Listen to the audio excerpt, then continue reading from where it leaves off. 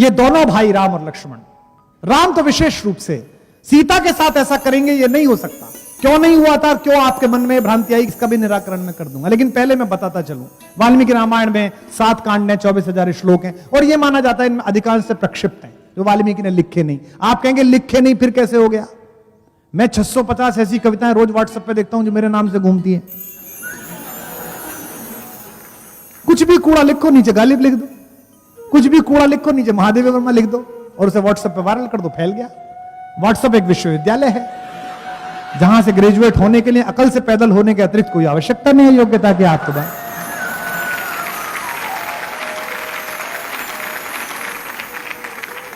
वाल्मीकि रामायण में अहिल्या से जब मिलने के लिए राम गए, और पहली बार मैंने कल भी बताया था आपको इस प्रसंग में, दोनों भाइयों ने पहला काम किया कि चरण स्पर्श किए अहिल्या के। राघवो तू सदा तस्या पादौ जगृहित, सबसे पहले चरण स्पर्श करे।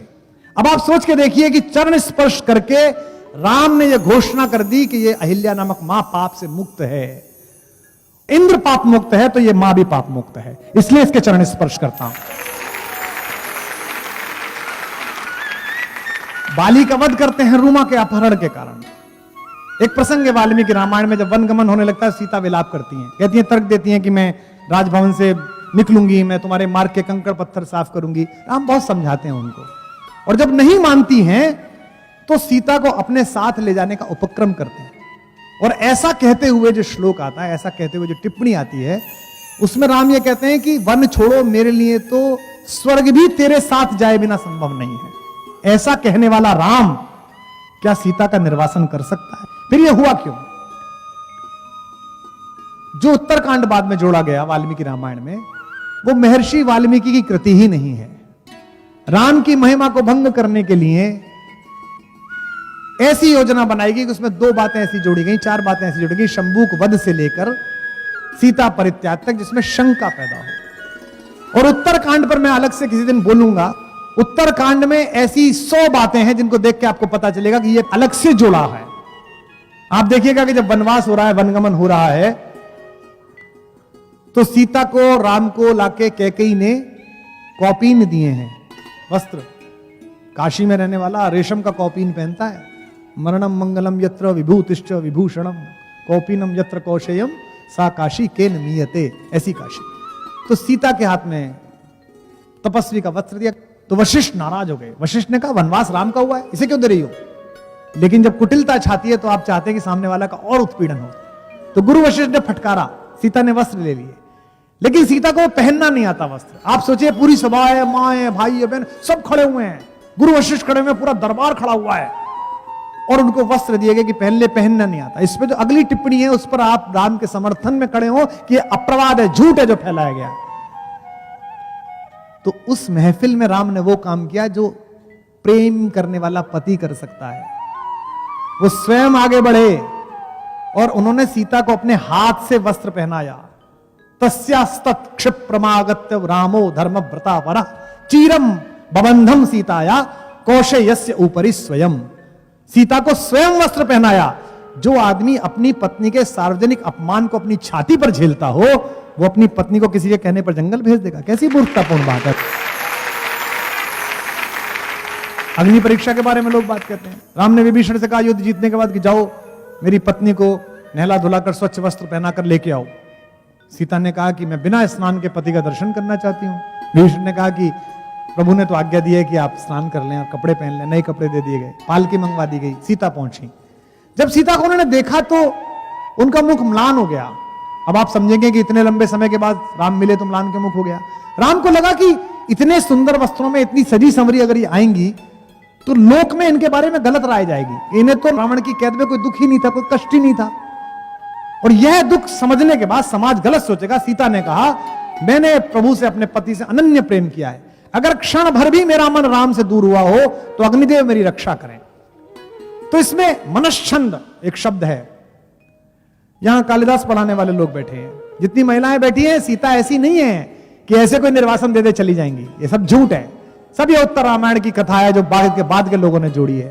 सीता का तो दर्प इतना बड़ा है, सीता का स्वाभिमान इतना बड़ा है कि कालिदास ने रघुवंशम में जब सीता को जंगल में छोड़ा, लक्ष्मण से कहा कि बेटा इसे छोड़ के आओ, इस कहानी को बनाया उन्होंने। तो सीता से लक्ष्मण ने पूछा, बहुत देर तो खड़े रहे भाभी के सामने, फिर डरे रहे, पूछूं डांट तो नहीं देंगी। फिर लक्ष्मण ने पूछा कि मां मेरे लिए कुछ आज्ञा है? तो कालिदास लिखते हैं, सीता कहती हैं लक्ष्मण से, प्रीतस्मिते सौम्य चिराय जीवः, मैं तुमसे बहुत खुश हूं, तुम बहुत समय तक जीवित रहो। साहस बढ़ता है। फिर कहते हैं, भैया के लिए कुछ आज्ञा है, भाई साहब को कुछ कहूं? अब सोचिए, सीता का चरित्र देखिए, वो एक वाक्य बोलती है, एक शब्द बोलती हैं, आपके अंदर से आंसू खींचेगा वो शब्द। कालिदास जैसा महाकवि लिख रहा है तो कौशल भी है उसके पास लिखने का। कहते हैं प्रीतस्मिते सौम्य चिराय जीवे, भाई से कुछ कहना है? तो वो कहते हैं वाच्यस्त्वया मद वचनात् स राजा, उस राजा से मेरी ये बात कह देना। पति नहीं कहती। उत्तरकांड आप पढ़ लीजिए, वो वाल्मीकि का कथन ही नहीं है, वाल्मीकि की स्टाइल ही नहीं है। जो यहां विज्ञान ज्ञानी बैठे हों, जिनको पढ़ना है, मैं उनसे चुनौती देता हूं, वाल्मीकि रामायण पूरी पढ़िए, जहां से कहानी शुरू हुई है, जहां से झूठ शुरू हुआ है कि सीता को निर्वासन दिया गया। ये कहानी कभी नहीं थी, ये बाद में जोड़ी गई है। क्योंकि आप उत्तरकांड की भाषा पढ़िए, वो वाल्मीकि की भाषा ही नहीं है। हमारे मंचों पर कई लोग उस्तादों से गजल लिखवा के ले आती हैं, आप सबको पता है। हमारा उर्दू का एक शायर है मलिक जादा जावेद, उसका एक शेर है, उत्तरकांड पढ़ते समय मुझे वो शेर याद आता है कि जो दूसरों से कहलवा के गजल लाते हैं, जो दूसरों से कहलवा के गजल लाते हैं, ज़बां खुले तो तलफ्फुज में मात खाते हैं। और साफ दिखता है कि उत्तरकांड उनकी रचना ही नहीं है। इसी से विचार पूर्वक बालकांड का तृतीय और चतुर्थ सर्ग लिखा गया ताकि उत्तरकांड की वैधता दिखाई देती। तो आज के बाद इस सभा में आपसे कोई भी पूछे कि सीता का निर्वासन हुआ, तो उससे कहना कि भाई सीता का कभी निर्वासन नहीं हुआ, क्योंकि वाल्मीकि उस समय जीवित थे जब ये कहानी लिखी। वाल्मीकि ने जीवनी लिखी है, ऑटोबायोग्राफिकल एलिमेंट है, और वाल्मीकि ने उसे समाप्त कर दिया कहां? युद्ध कांड पर। और युद्ध कांड के बाद में कहा, इस प्रकार राजा ने, राम ने 11,000 वर्षों तक राज्य किया। जब एक बार बात कह दी और कथा समाप्त हुई, जोर से बोलिए। इसलिए वाल्मीकि ने योग बल से देखा, और वाल्मीकि अपने आश्रम में ही सीता को देख रहे हैं, राम मिलने आए हैं, नारद ने खुद ने कहा 11,000 वर्षों याद किया है। तो आज के बाद से इस कहानी का एक प्रसंग आप आगे से ध्यान रखेंगे, शंभूक वध और सीता का परित्याग। ये दो कहानी राम को दलित विरोधी दिखाने के लिए, आदिवासियों का विरोधी दिखाने के लिए, और राम को स्त्री विरोधी दिखाने के लिए। जिन लोगों को भारतीय संस्कृति के इस आचार विचार में आस्था नहीं थी, उन्होंने षड्यंत्र पूर्वक जोड़ी है। तो एक बात आज से मान के चलिएगा कि उत्तरकांड में जितना कुछ भी है वो राम के बारे में अपयश फैलाने के उद्देश्य से लिखा गया, उसकी शुद्धि हुई नहीं है। और यहां बैठे तमाम लोगों से मैं निवेदन करता हूं, अपने अपने धर्म गुरुओं से, अपने अपने धर्म प्रचारकों से, अपने अपने कथा करने वालों से कहिएगा कि आज के बाद से इस प्रसंग को बोलना बंद करें। झूठ आप बोल रहे हैं इसलिए जनता विश्वास कर रही है। निर्वासित अहिल्या को मां कहने वाला हमारा राम, कैकेयी जैसी मां।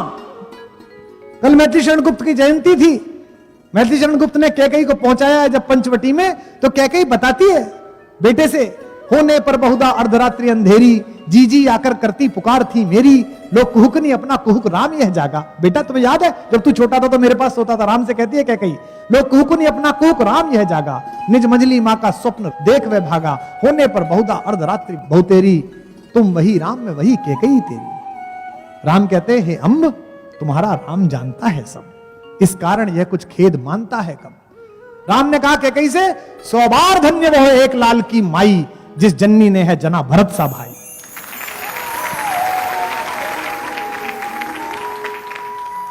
पागल सी प्रभु के साथ सभा चिल्लाई, 100 बार धन्य वह एक लाल की माई।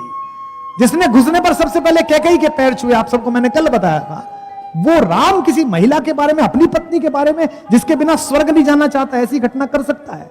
लेकिन हमारे यहां प्रवाद बहुत फैलते हैं, हमारे यहां अपयश बहुत फैलते हैं। हमारा कम्युनिकेशंस का देश है, एक बात गांव में फैलती है पूरे इलाके में फैल जाती है, अलग अलग तरीके से फैल जाती है।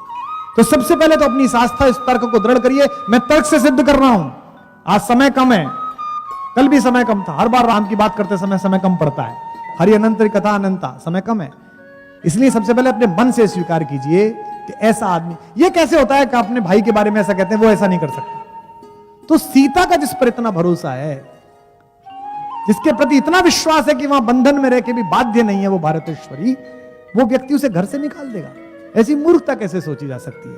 तो अगर आपको अपने पति पर भरोसा है, अगर आपको अपने भाई पर भरोसा है, अगर आपको अपने पुत्र पर भरोसा है, और आप सच्चे अंदर से मनुष्य हैं, तो आपको अपने राम पर भी भरोसा होना चाहिए कि उसने जीवन में ऐसा कोई काम नहीं किया।